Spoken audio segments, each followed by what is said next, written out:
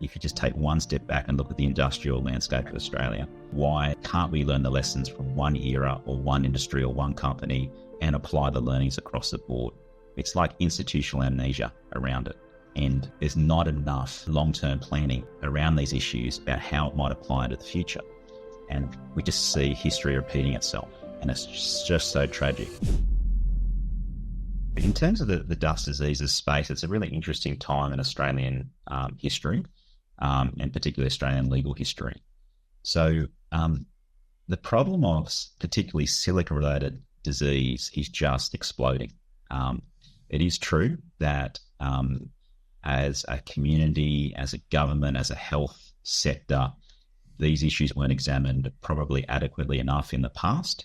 But now that the lens has been turned onto them, that workers are getting screened appropriately, those more high-risk workers are being identified as having disease, and then the issues that flow from that. So there's a greater focus on it, which is wonderful.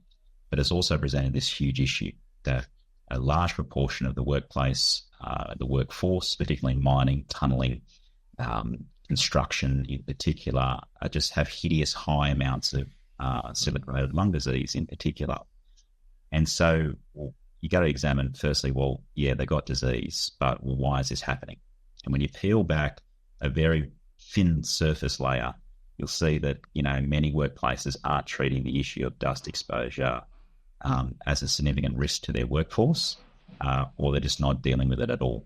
And that's why you're seeing such disease. And so the challenge from an occupational health and safety point of view is to get employers to understand the high-risk nature of what they do, get employers to adopt and force them, cajole them, require them to ensure that their system of work is adequate enough to ward against and mitigate against the risk that they're putting their workforce in and making them face day in and day out. And then the third element, of course, is ensuring that the employee workforce is culturally adept and understands what the risks are, so that when their employer designs a system of work, that they obviously then adopt and do everything reasonable to abide by that. And so in terms of where the law is at, the law right now doesn't treat those high-risk silica workplaces in a way that it should, insofar as setting the minimum standard of exposure and ensuring and complying, making sure employers comply with that minimum standard by various means and methods. And so right now, post the ban on engineered stone from 1 July of this year, which was a wonderful sort of result of all the advocacy over the past couple of years, the focus is now on every other workplace which is high risk: mining, road and rail tunnelling, quarrying, construction, of which there are literally thousands and thousands of workplaces. So the challenge is much more significant right now, and the challenge is all ahead of us, and it's going to be a long road. But a road that definitely myself and the firm is committed to seeing through, and working with the Australian Workers Union and other unions who are representing those very same members of those workforces, because this change is very necessary. You just can't simply see the levels of industrial disease from silica exposure keep repeating for the next 10, 20, 30, 50 years in Australia. That would be a hideous outcome. So we've got to do something now. Otherwise, what are we in the game for? What are we doing this for not trying to create a safe workplace, try and do something positive for people? Mm. So for those listening, and I know for me, prior to meeting, Matt and his dad, one of the key things I suppose everyone would know, if we think dust diseases, we would think James Hardie. Mm. Everyone would know that. It's so synonymous, I suppose, with the issue around dust diseases and class actions. And I think was it 2009, I think, that kind of came to a head? Yeah, it was a little bit earlier. So 2004, they had the big James Hardie, they call the Jackson Inquiry, where Hardie's tried to go offshore and indicate to the marketplace, at least in Australia, that they had fully funded all their future asbestos liabilities. So whereas Hardie said, 264 million, that should be enough, it was actually into the billions.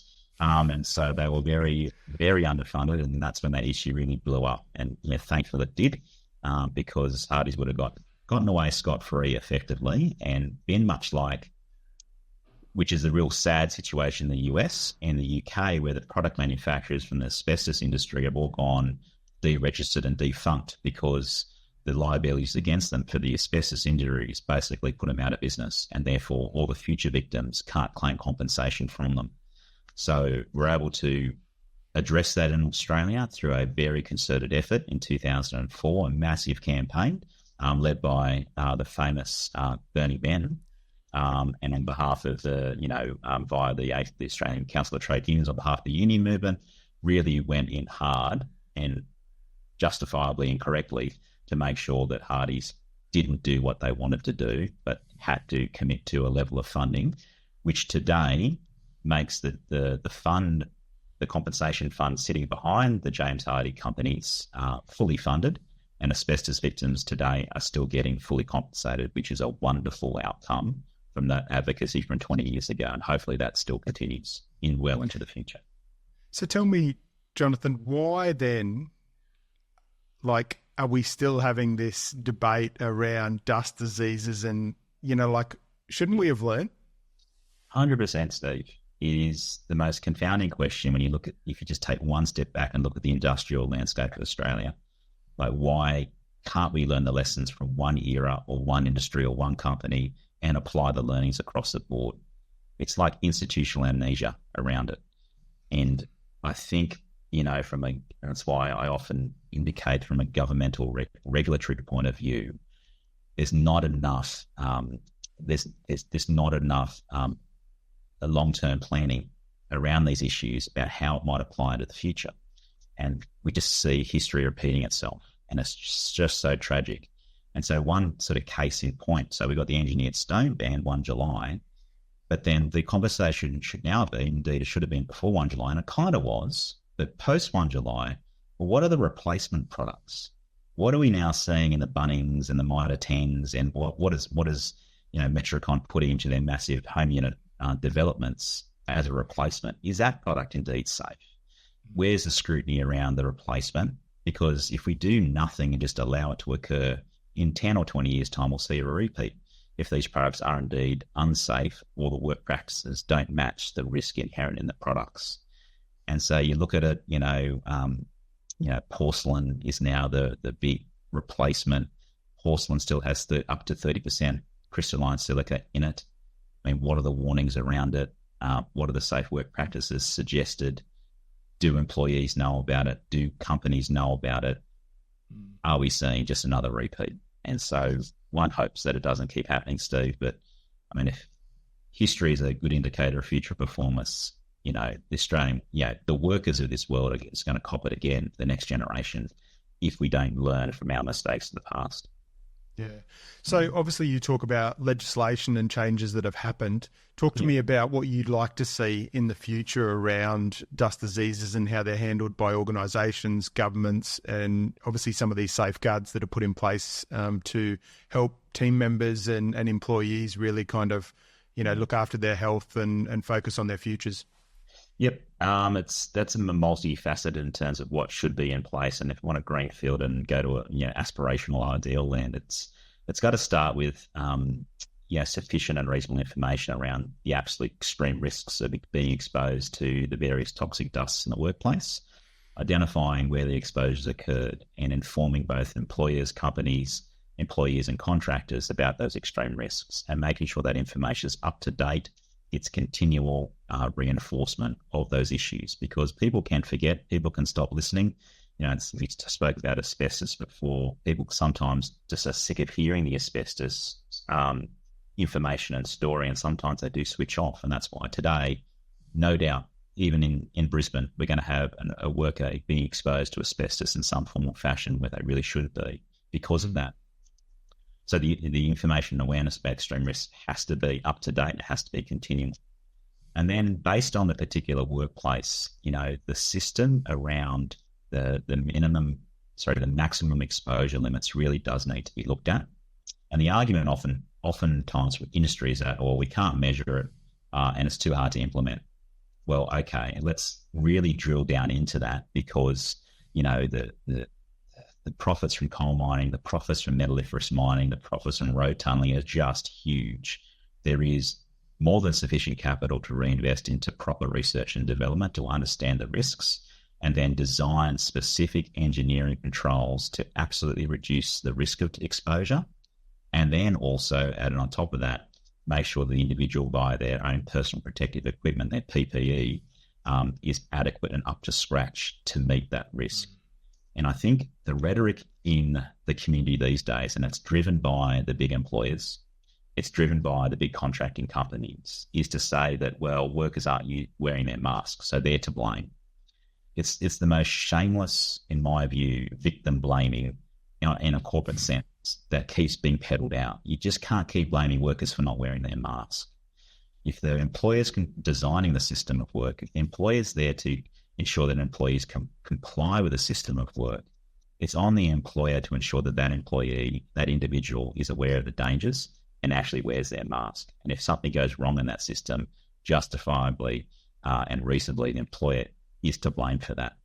So you just can't turn around and keep blaming employees and contractors all the time. It's not always their fault, not at all. And then I think the third element, if you look at information awareness properly, and then ensuring that the regulations force employers and companies to implement the correct system of work by engineering controls and PPE. The third element is to ensure that the regulators are properly resourced to make the employees and contractors, in that sense, comply with the law. That is, enforce the law through prosecutions and through SNAP inspections on sites, and to all those things which seem idealistic in today's terms, but really are just forms part of what a regulator should be properly resourced to do, and what they always ask for but never get, is to make sure that those regulators have the resources and can actually move forward with regulatory compliance and call out those bad employers and those bad actors in the construction industry, for example, and bring work-safe prosecutions for those really egregious examples. And, you often talk about the influence of government, the influence of elections, the influence of how various political parties are funded. This is where you see the rubber hit the road, where you see regulators, safe work regulators, underfunded perennially, because they know that if they are funded adequately, they'll call out the very same companies who may be contributing to the major parties, for example, and those parties might be in government at that point in time. So it's all sort of, the answer is very difficult, but in terms of the broad areas of how we should go about tackling it, they're the three areas in my view, Steve, that we should be trying to focus in on to try and address this problem for the long term.